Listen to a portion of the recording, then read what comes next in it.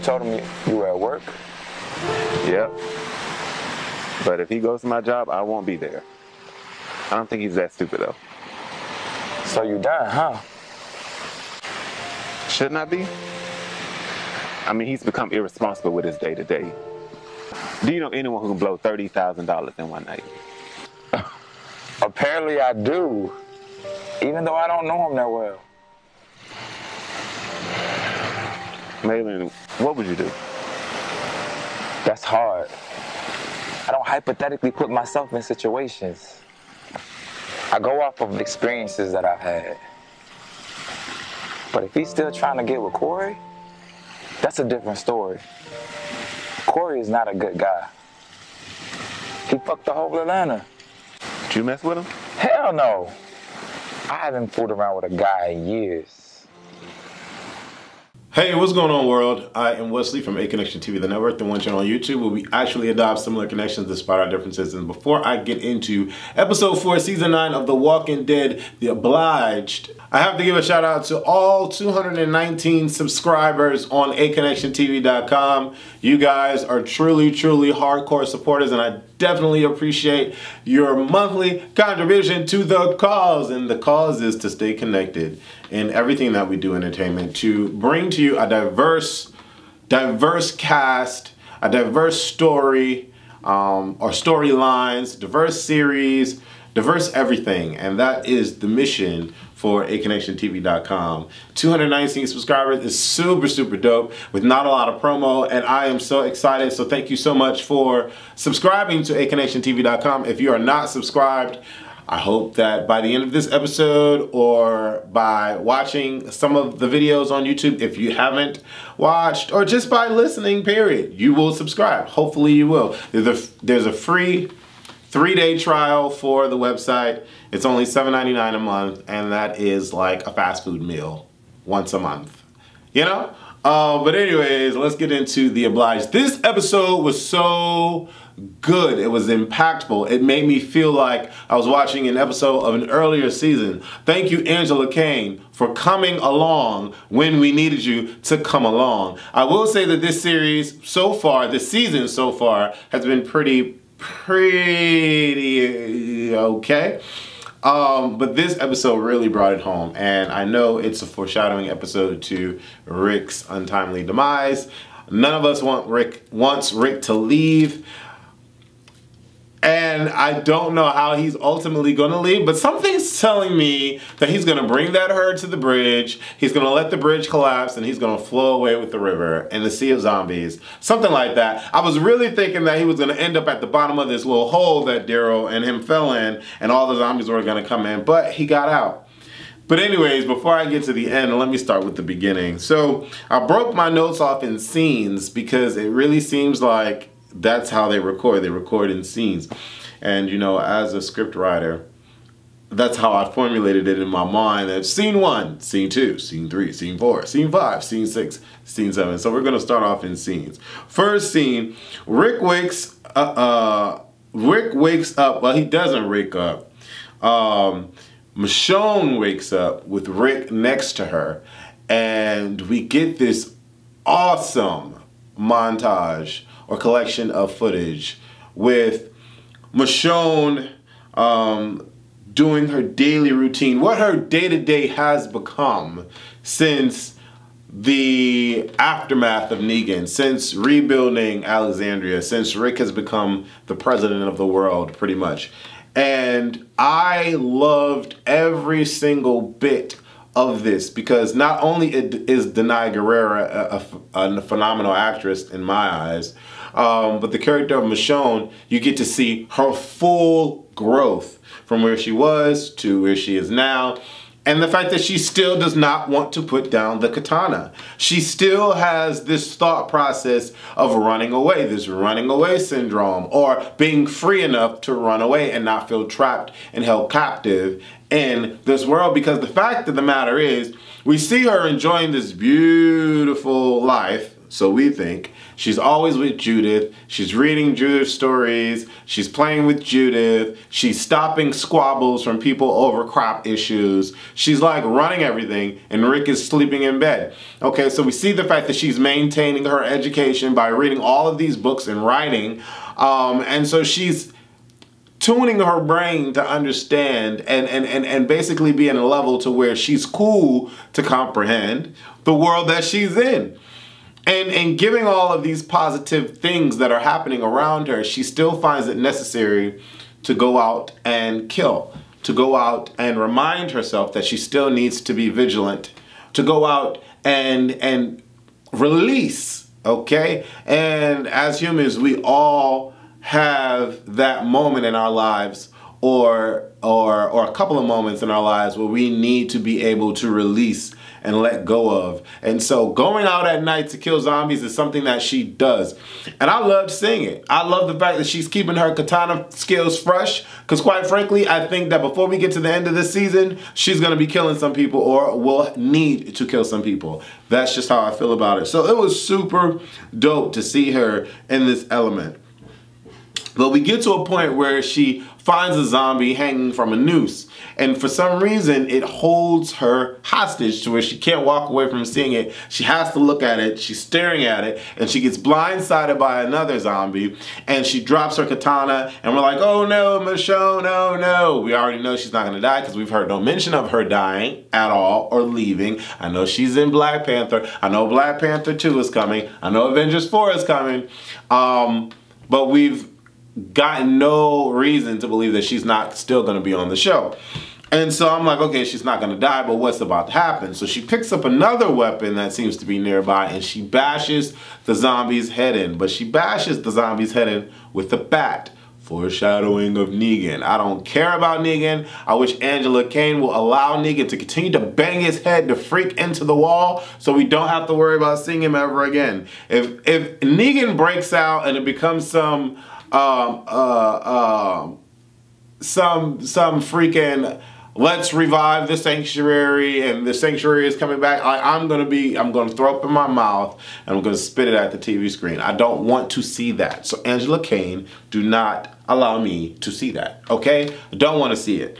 Then we get to scene 2, Hilltop. We see Maggie with her Asian baby. It was beautiful. I love the references of freaking Glenn. I just love it. Even the knockoff Glenn that was in the last episode. I love Glenn. I miss Glenn. She looks over the hilltop. We see her grabbing tools. She's grabbing a crowbar. What is she about to do? She's about to go get on that behind with Negan. Don't really know how she's going to do it because Negan will still whip her ass. I believe so. I believe so. But with a crowbar, I believe that Maggie could do some damage.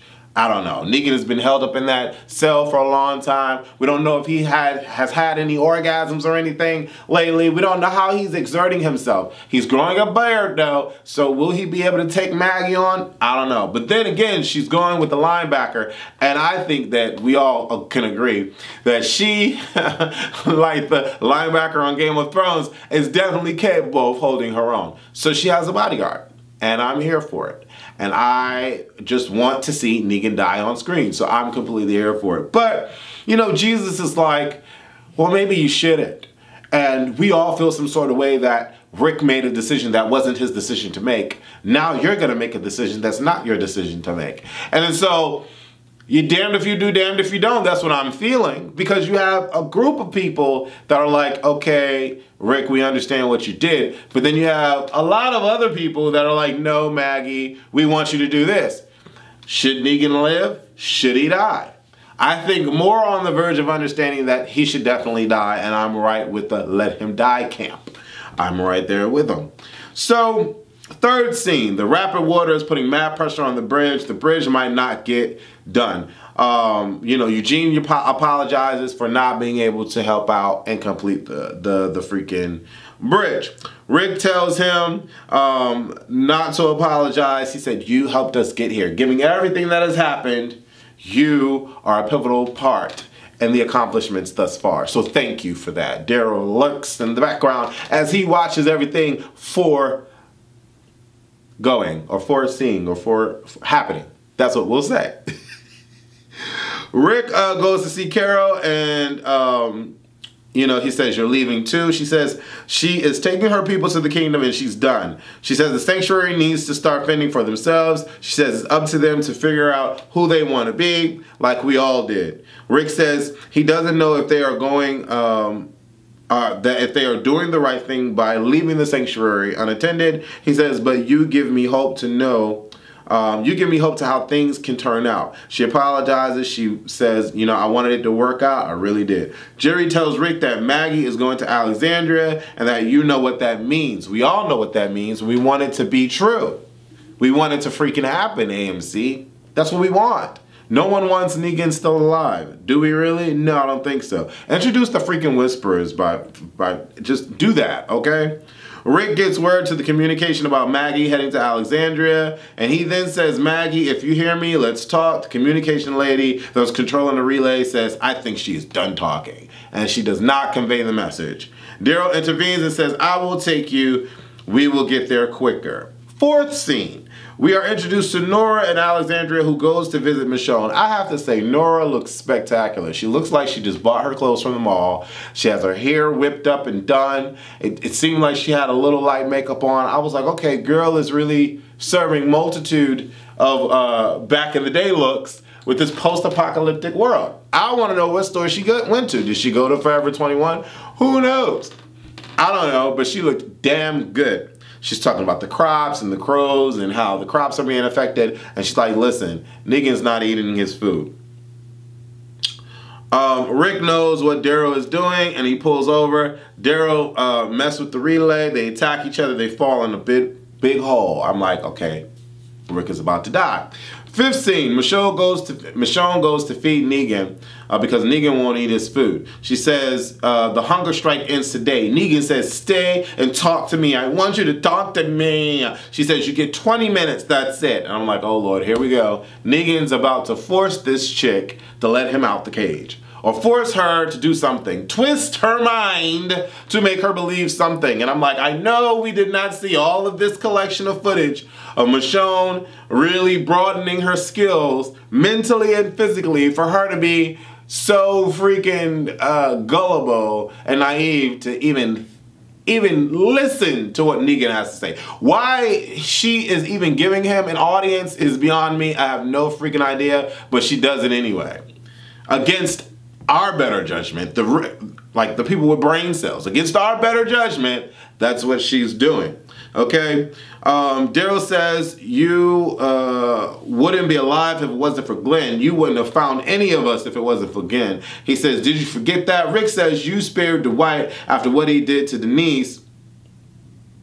Did I go far? No, I didn't. Okay. He says, you keeping Negan alive gives the sanctuary hope that things will go back to the way it was. Daryl tells Rick that Oceanside killed the saviors. Rick says Negan becomes a martyr, then all of this was for nothing. And he almost cries when he mentions Carl. Carl would have died for nothing. Daryl says, you don't have faith in us. He says, I would have died for you and Carl. Rick says, I never asked any of you to follow me. Daryl says, maybe you should. I'm like, okay. I'm really feeling all of this energy. All of this energy is really, really good. You know why it's really, really good? Because it's coming to a close. Rick is not longer going to be here. And we need all of the relationships to be hashed out. We don't need Rick to die and then everybody's feeling like, oh, I didn't get a chance to say whatever I needed to say. I thought all this was great. All this was great. Sixth scene, Michonne tells Negan about her day. Negan says, you were stuck. Michonne says, you think I'm stuck? Negan says, I'm happy my wife didn't have to see me like this. Michonne says, what happened to her? He says, cancer killed her. He says, we would have loved to have had a kid like Carl. She says, he is still here everywhere. He says, is he in this jail cell with me? She says, everywhere. Negan asks her about her kids. He says, it's better this way. My wife wasn't built for this. She was weak. He connects with her by saying, we are alive beyond the walls. He says, you should be grateful that Andre is gone because all he would have done was make you weak. Michonne reacts emotionally. She runs out, grabs the food, runs out. Saviors confront the seventh scene. Anne has Gabriel tied up. She kisses him and he says, you don't have to do this. He says, I forgive you. And she puts him to sleep. She was about to let a zombie chomp on his teeth. But you know, Gabriel's like, the Lord will save you and the Lord will, and I'm like, okay, yeah. All right, okay.